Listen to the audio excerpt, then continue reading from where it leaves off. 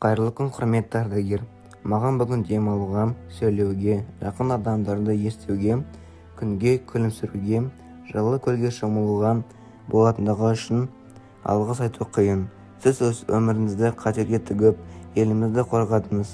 Сіз фашистерге берілмегенсіз, шабуылға бардыңыз. Біздің еліміз еркін және тәуелсіз Қазақстан болу үшін ерлік жасадыңыз. Менің атам Хасенов Қайыр Хасенұлы 17 жаста Қызыл армия қатарына шақырылды. Ол 204-ші гвардиялық дивизионның құрамында қызмет етті. Украинаны азат етуге қатысты. Забайкалье майданында ол қарсы барлау бөлімінің 5-ші танк корпусында қызмет етті.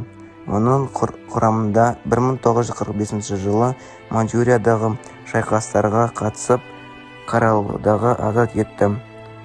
Екінші дәрежелі отан соғысы орденімен Украина президентінің Жапонияны жеңгені үшін медальмен марапатталған. Мен өз атаммен мақтан тұтамын. Соғыста 4 жыл болдым. 17 жасымда кеттім соғысқа.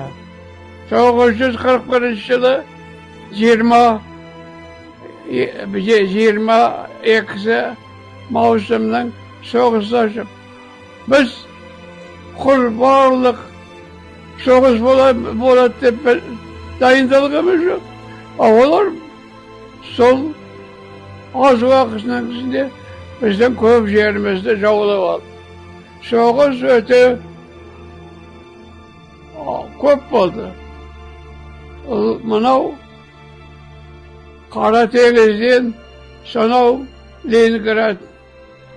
Сонда 3,5 мың километр соғыс. Біздің солдаттар немістермен өте қарсы таласты. Мен соғыста пехота, артиллерия, контрразведка 3 армияда болдым.